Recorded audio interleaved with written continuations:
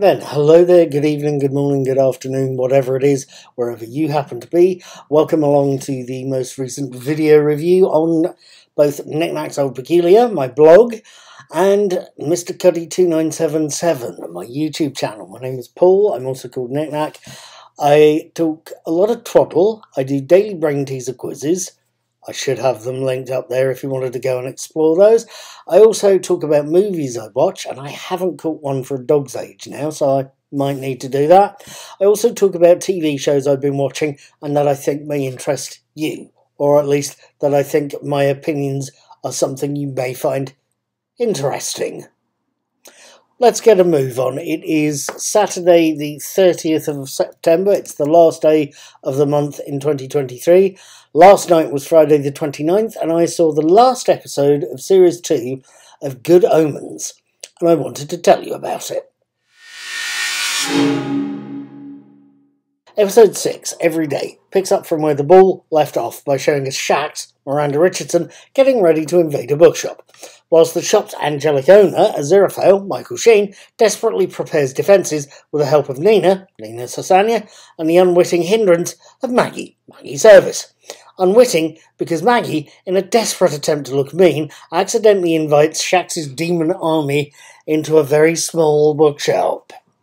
Meanwhile, Crowley, David Tennant, has gone to heaven, accompanied by an extremely worried Muriel, Quellen Sepulveda.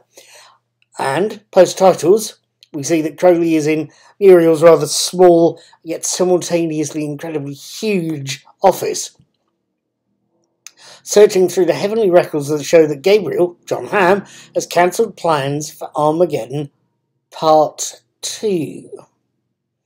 Back on Earth, Aziraphale is having a little trouble seeing off Shax's army, and it's only when he throws his halo at a passing demon that Aziraphale realises he's got a problem. Destroying demons with halos is DEFCON 3 in heavenly warfare. Now, what did I make of Every Day? And of this second series of Good Omens? First things first, the episode itself picks up from the ball, last week's episode. You can find that in my video playlist, and I'll try and put that up there as well. And for the first 20 to 25 minutes or so, shows us Shax's attempt to invade Aziraphale's bookshop, and that battle's resolution. A resolution that sees Gabriel's memory restored by his long-term lover, the demon Beelzebub. And it also shows us why Buddy Holly's Every Day has been constantly playing throughout the series. It's basically Beelzebub's and Gabriel's tune. The pair, it seems, have been dating for quite some time. That little piece of information, and the fact that Gabriel had cancelled a second war, has seen him hiding in Aziraphale's bookshop after hiding his memory in one of Beelzebub's flies. That's not the only thing we learned from Every Day. The other half of an hour or so of the episode shows us what happens to our two heroes, Crowley and Aziraphale, Tennant and Sheen. We know the pair have been getting closer over the course of the two series, and that this final episode may see all sorts of things happening. Except for one small problem. We see Aziraphale couldn't resist the job offer from the Metatron, from the Derek Jacobi character, but that Crowley could. Every Day leaves us, the viewers, with quite a cliffhanger, and one that threatens us with an upcoming event.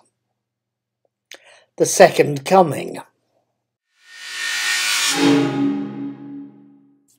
At any rate, that is, it has to be said, quite a cliffhanger on what is a good series finale. I have to admit, I went into Series 2 of Good Omens with a certain amount of concern. I'm something of a stickler for textural authenticity, the idea that something shouldn't be on screen unless it's in the original novel. You have to be able to justify this scene or that scene by that bit of text or this bit of text.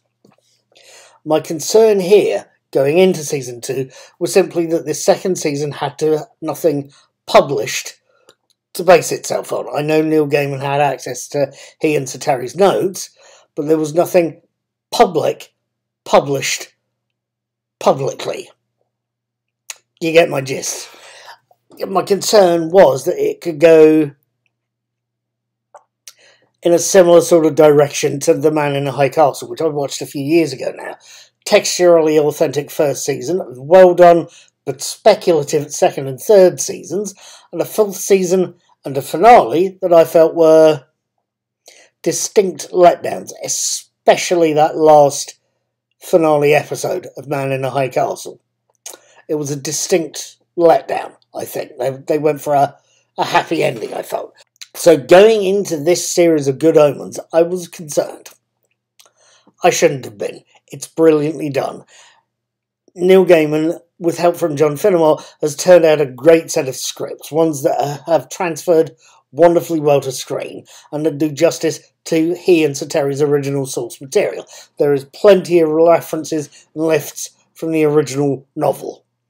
The scripts also power some wonderfully good performances. The ensemble as a whole is quite good, and Tennant and Sheen are as good as we've come to expect, with Sheen in particular, in this last episode, being incredibly menacing in some of the battle scenes. You get the feeling that, yes, he's an angel, yes, he's a good guy, but just because he's a good guy and an angel doesn't mean he's not nice. Good Omens, as a result of all this casting and writing and production, is a superb series, the second one, and frankly the second one is one that leaves me wanting more. When or if that will happen, I don't know. I really don't. I know Neil Gaiman has been commissioned to write it, and is working on that, according to the reports I've seen, but I know nothing further than that. Hopefully, this third series will get completed, or have its writing completing. It will then get commissioned, produced, and aired, and hopefully soon. I really don't think people can wait. Now, as a last point, and especially one for long-term readers of Knickknacks Old Peculiar and viewers of my YouTube channel, Mr. Cuddy2977, as you can possibly imagine,